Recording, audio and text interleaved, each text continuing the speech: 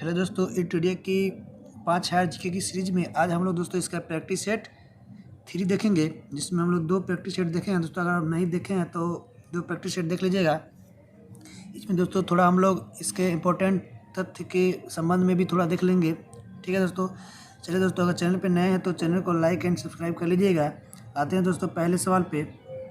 पहला सवाल दोस्तों आपको कह रहा है कि निम्नलिखित में से कौन सा सहायक संधि की विशेषता नहीं है।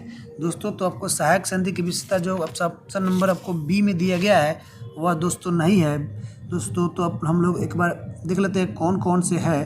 पहला कह रहा है कि देशी रियासतों को एक ब्रिटिश रेजिमेंट रखना होता है। देशी रियासतों की विदेश नीति कंपनी के अधीन होगी। अगला का ऑप्शन कह रहा है कि कंपनी की सेना का खर्च रियासत उठाएगी। दोस्तों सबसे पहले का बात की सहायक संधि का प्रयोग दोस्तों डुप्ले फ्रांसीसी गवर्नर डुप्ले के द्वारा किया गया था तथा सहायक संधि को का जनक वेलेजली को माना जाता है तथा सहायक संधि के तहत सहायक संधि अपनाने वाले प्रथम राज्यों में दोस्तों हैदराबाद का स्थान आता है। आते हैं अगले सवाल पे। अगले सवाल आपको कह रहा है कि निम्नलिखित में से किस समाचार पत्र पर वर्नाक्यूलर प्रेस एक्ट के तहत कार्यवाही की गई थी।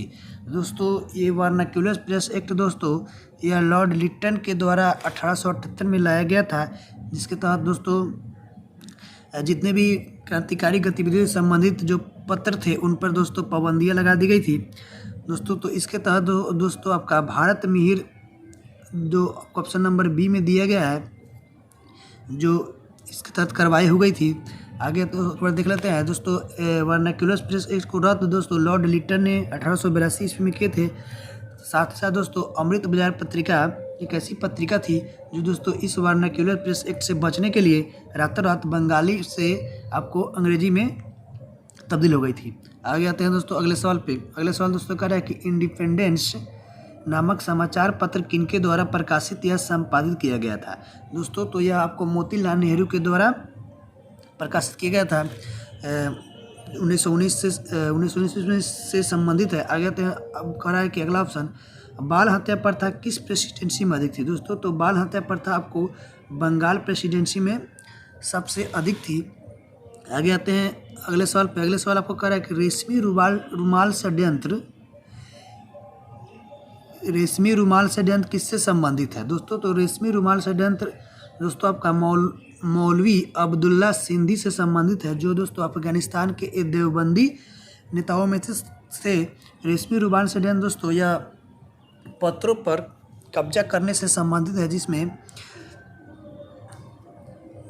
आगे आते हैं थोड़ा। अब अगले सवाल को देख लेते हैं। अगला सवाल कर रहा है कि असहयोग आंदोलन के लिए प्रस्ताव किस अधिवेशन में पारित किया गया था। दोस्तों तो असहयोग आंदोलन का प्रस्ताव दोस्तों नागपुर अधिवेशन में आपको दिसंबर 1920 ईस्वी में पारित किया गया था। दोस्तों इसी अधिवेशन में कपड़ों का बहिष्कार, विदेशी कपड़ों का बहिष्कार, सरकारी कर्मचारी सरकारी दफ्तरों से त्याग वगैरह का भी निर्णय इसी में लिए गए थे। आते हैं अगले सवाल पे। अगले सवाल आपको कह रहा है कि साथ निम्नलिखित में कौन पारिस्थितिकी तंत्र के विषय में सही नहीं है। दोस्तों तो आपको पारिस्थितिकी तंत्र के विषय में आपका ऑप्शन नंबर ए जो है वह सही नहीं है, जबकि और ऑप्शन को देख लेते हैं।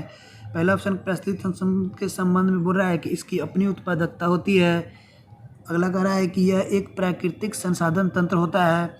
अगला ऑप्शन कह रहा है कि यह एक कार्यशील इकाई होती है। पारिस्थितिकी तंत्र के संबंध में दोस्तों इसके जनक रामदेव मिश्र को माना जाता है। आगे आते हैं अगले सवाल को थोड़ा देख लेते हैं। निम्नलिखित में कौन प्रसिद्ध जैविक हॉटस्पॉट है। दोस्तों आपका पश्चिमी घाट दोस्तों ऑप्शन के हिसाब से आपका जैविक हॉटस्पॉट है। विश्व में दोस्तों कुल 36 जैविक हॉटस्पॉट है, जिसमें भारत में आपका 4 जैविक हॉटस्पॉट है, जिसमें हिमालय आता है, इंडो वर्मा क्षेत्र आता है, सुंदरलैंड आता है तथा पश्चिमी घाट आता है। आते हैं दोस्तों अगले सवाल पे। अगले सवाल आपको कह रहा है कि किस चक्र के संचालन में सौर विकिरण की महत्वपूर्ण भूमिका होती है। दोस्तों तो जल चक्र के संचालन में आपको सौर विकिरण की महत्वपूर्ण भूमिका होती है। अगला सवाल कह रहा है कि गौतम बुद्ध ने संघ में भिक्षुणी या स्त्री के प्रवेश की अनुमति कहाँ दी थी। दोस्तों तो ये महात्मा बुद्ध दोस्तों आपको वैशाली में जब गए थे वहाँ पे, तो वहीं पे दोस्तों भिक्षुनी में जब वे अम्रपाली से भेंट किए थे, तो अम्रपाली के दोस्तों हम लोग समझ आते हैं कि वह वहाँ की एक नगर बधू थी, जो उस समय एक राज नर्तकी थी, तथा वहाँ के शासक जो बिम्बिसार ने दोस्तों अम्रपाली से बाद में शादी भी किए थे।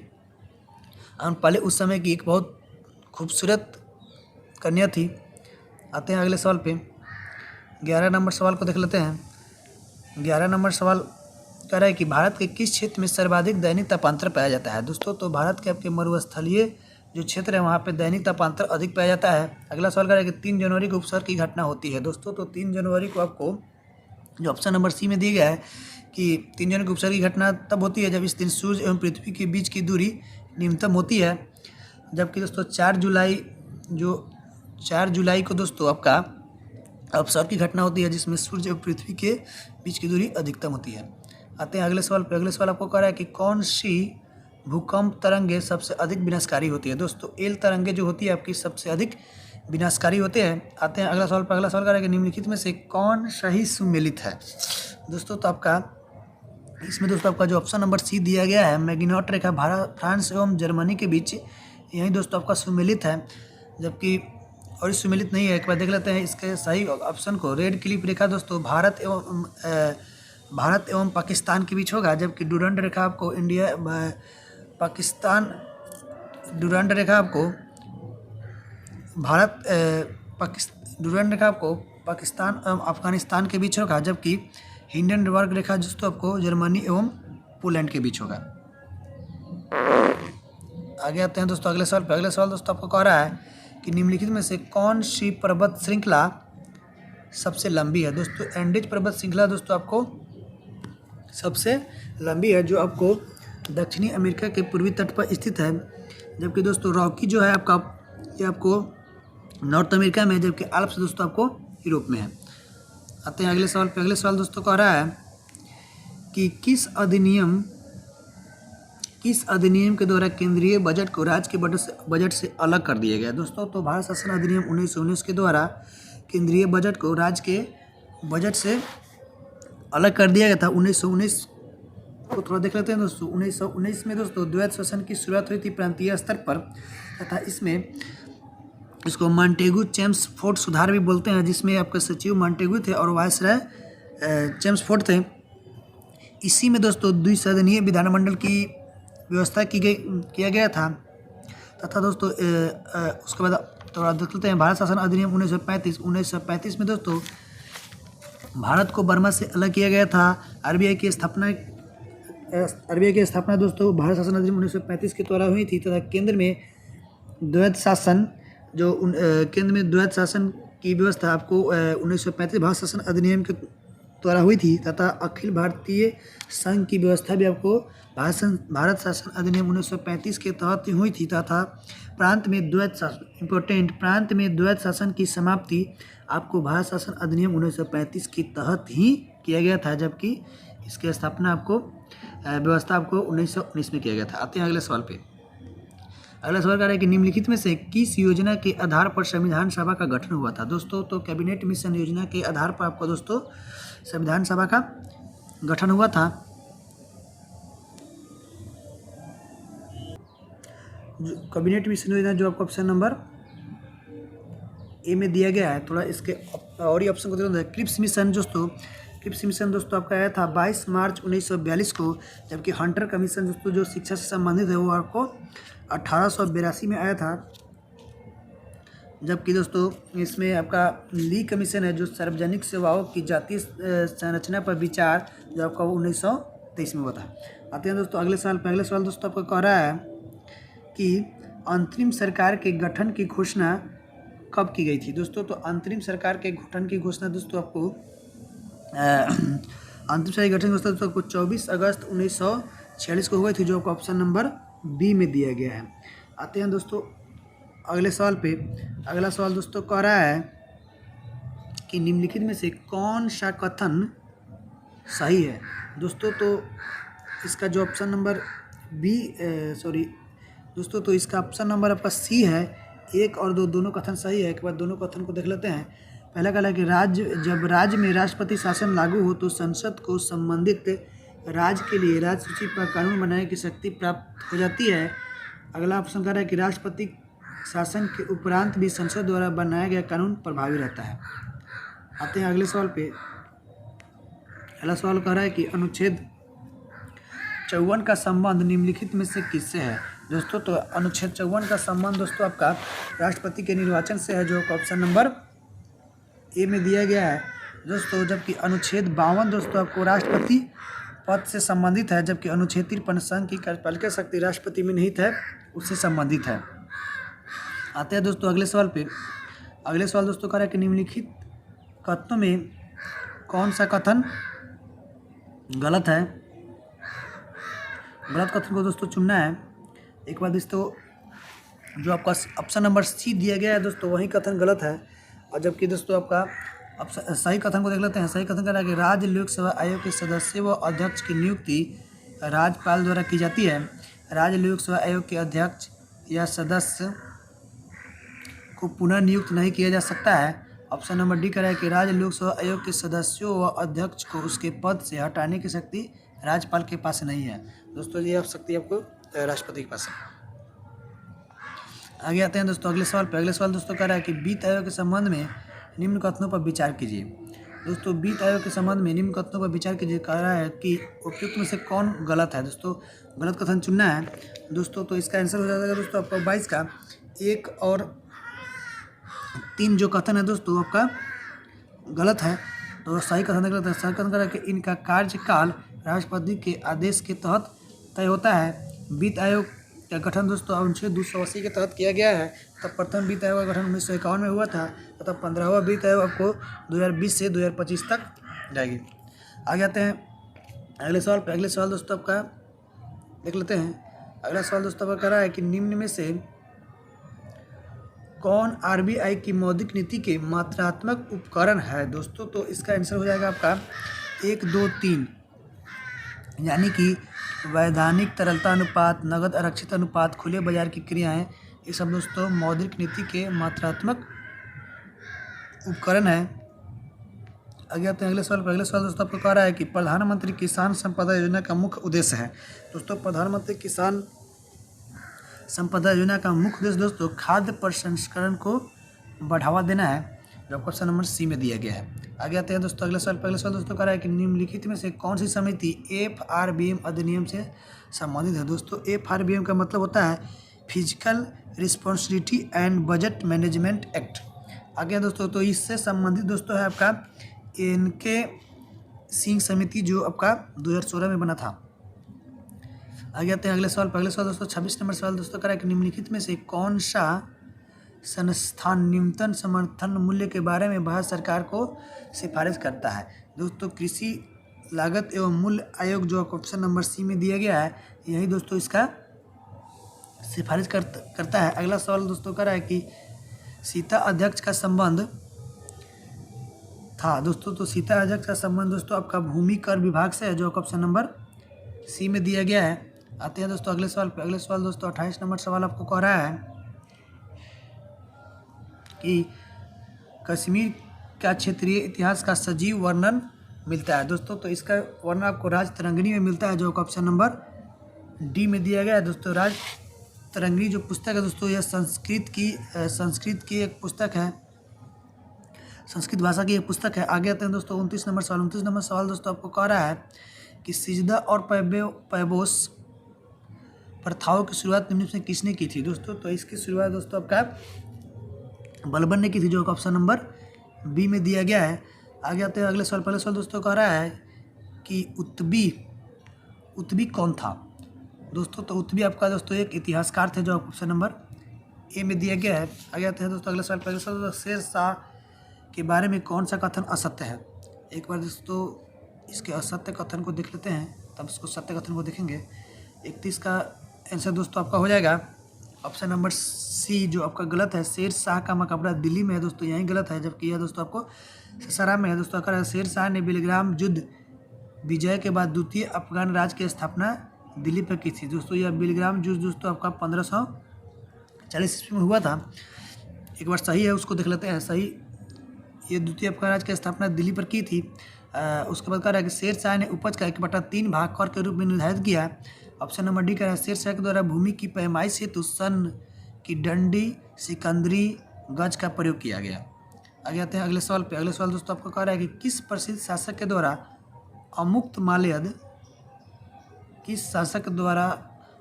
माल्यद लिखी गई है। दोस्तों अमुक्त माल्यद दोस्तों आपको कृष्ण देव राय के द्वारा लिखी गई है, जो एक तेलुगु भाषा की कवि है। दोस्तों अमुक्त माल्यद का अर्थ होता है जो माला पहनाता है वही माला प्रदान करता है। अगला ऑप्शन देख लेते हैं। अगला क्वेश्चन कह रहा है कि दिल्ली सल्तनत के सभी सुल्तानों में सर्वाधिक समय तक शासन निम्नलिखित में से किसने किया था।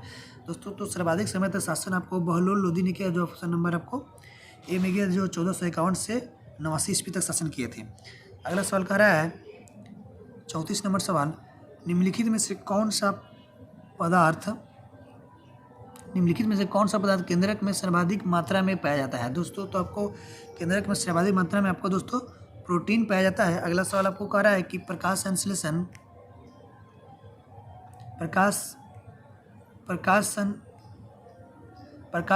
की अभिक्रिया क्लोरोप्लास्ट में कहाँ संपन्न होती है। दोस्तों तो आपको ये ग्रेना भाग में संपन्न होती है।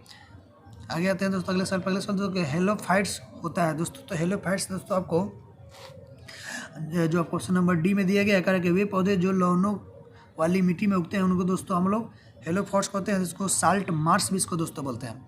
अब आगे आते हैं दोस्तों अगला सवाल दोस्तों कह रहा है कि इनमें से कौन सा टेस्ट एड्स के लिए किया जाता है। दोस्तों तो आपका एड्स के लिए दोस्तों आपका एक PCR रीपा रिपिया नहीं होगा दोस्तों, PCR आपका CD4 हो जाएगा आपका दोस्तों एलिसा, यानी कि ये तीनों टेस्ट दोस्तों एड्स के लिए किया जाता है। आते हैं दोस्तों अगले सवाल पे।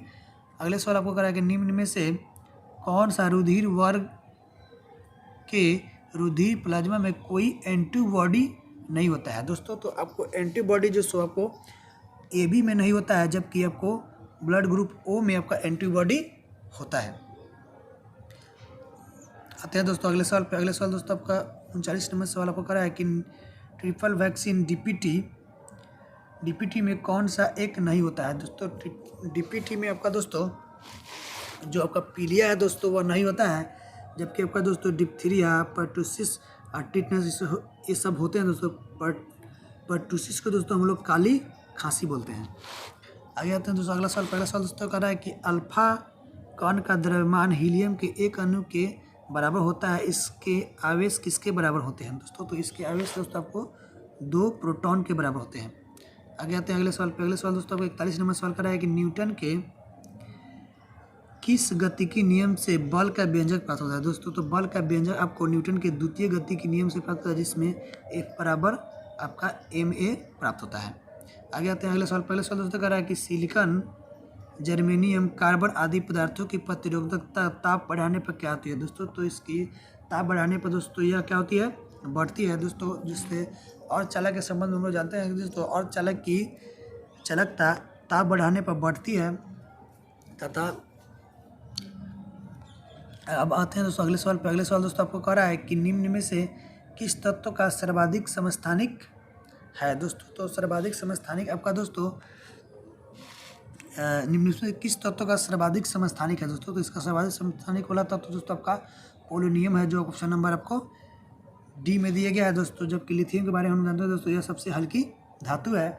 अगला सवाल कर रहा है कि हाइड्रोजन को जलाने से क्या बनेगा। दोस्तों तो हाइड्रोजन को जलाने से दोस्तों हम लोग जानते हैं दोस्तों जल बनती है, जो ऑप्शन नंबर ए में दिया गया है। आते हैं अगले सवाल पर। अगले सवाल दोस्तों कर रहा है कि ग्रेफीन होता है। दोस्तों तो ग्रेफीन दोस्तों आपका कार्बन का नैनो प्रतिरूप है, जो ऑप्शन नंबर बी में दिया गया है। अगला सवाल दोस्तों 46 नंबर सवाल दोस्तों आपका कह रहा है कि विश्व रक्तदान दिवस कब मनाया जाता है। दोस्तों तो विश्व रक्तदान दिवस दोस्तों आपको 14 जून को मनाया जाता है। आते हैं अगले सवाल पर। अगले सवाल दोस्तों कह रहा है कि निम्नलिखित में से कौन सुमेलित है। दोस्तों तो एक बार जो सुमेलित है उसको देख लेते हैं दोस्तों। प्लाज्मा अनुसंधान संस्थान दोस्तों आपका गांधीनगर में है। राष्ट्रीय समुद्र विज्ञान संस्थान आपको दोस्तों पणजी में है। जबकि केंद्रीय खाद्य प्रौद्योगिकी संस्थान दोस्तों आपका मैसूर में है। जबकि भारतीय मौसम विज्ञान संस्थान आपको दोस्तों नई दिल्ली में है। आगे आते हैं दोस्तों एक बार अब अगले सवाल पे आ जाते हैं दोस्तों। कह रहा है कि पंचरात्र का संबंध किस धर्म से है दोस्तों? तो पंचरात्र का संबंध दोस्तों आपको वैष्णव धर्म से है दोस्तों। पंचरात्र का संबंध दोस्तों है पांच रात्र। अगला सवाल कह रहा है कि एकमात्र, देख लेते हैं अगला सवाल कहाँ है। अगला सवाल दोस्तों कह रहा है कि एकमात्र भारतीय जिसे रसायन के क्षेत्र में नोबेल पुरस्कार प्रदान किया गया है दोस्तों। तो यह प्रदान किया गया दोस्तों वेंकटरमन रामकृष्णन, जो ऑप्शन नंबर ए में दिया गया है। 50 नंबर सवाल को देख लेते हैं। 50 नंबर सवाल आपको कह रहा है कि भारतीय नौसेना की पहली महिला पायलट लेफ्टिनेंट शिवांगी स्वरूपनी है, जो किस राज्य की रहने वाली है दोस्तों? यह आपको बिहार राज्य के रहने वाली है। आगे आते हैं दोस्तों, स्मरणीय तथ्य को थोड़ा देख लेते हैं, इसको क्विक रिवीजन कर लेते हैं। स्मरणीय तथ्य बहुत इंपॉर्टेंट है। पहला ऋग्वेद से कहा कि यह ऋग्वेद के संबंध में कहा कि यह सबसे प्राचीन वेद है। इस वेद के ऋचाओं को पढ़ने वालों को होत्री कहा जाता है। इस वेद के तीसरे मंडल में गायत्री मंत्र का उल्लेख है। इस वेद के 9वें मंडल में सोम देवता का उल्लेख है। इस वेद के 10वें मंडल में 4 वर्ण ब्राह्मण, क्षत्रिय, वैश्य और शूद्र का उल्लेख है। इस वेद में इंद्र के लिए 250, अग्नि के लिए 200 ऋचाओं की रचना की गई है। गोत्र शब्द का सर्वप्रथम उल्लेख इसी वेद में किया गया है। इस वेद में गाय के लिए अघन्य शब्द का प्रयोग किया गया है। यजुर्वेद के संबंध में देख लेते हैं। यजुर्वेद के संबंध में दोस्तों कह रहा है कि इसके ऋचाओं को पढ़ने वालों को अध्वर्यु कहा जाता है। यज्ञों के नियम एवं विधि विधानों का संकलन आपको यजुर्वेद में है। यह गद्य एवं पद्य दोनों में है। सामवेद दोस्तों को देख लेते हैं। सामवेद कह रहा है कि इनके ऋचाओं को पढ़ने वालों को उद्धात्री कहा जाता है तथा इस वेद को भारतीय संगीत का जनक कहा जाता है। अथर्ववेद के संबंध में कह रहा है कि इस वेद में सर्वप्रथम औषधि का उल्लेख मिलता है। इसमें सभा एवं समिति को प्रजापति की पुत्रिया कहा गया है। आते हैं अगले कुछ तथ्य को देख लेते हैं। अगला कह रहा है कि वेदों की संख्या दोस्तों आपका 4 गो है, वेदांगों की संख्या 6 है, पुराणों की संख्या 18 तथा उपनिषदों की संख्या 108 गो। इस तरह से दोस्तों यह सेट नंबर 3 खत्म हुआ। दोस्तों वीडियो आपको कैसा लगा कमेंट करना दोस्तों नहीं भूलिएगा। धन्यवाद दोस्तों। जय हिंद दोस्तों।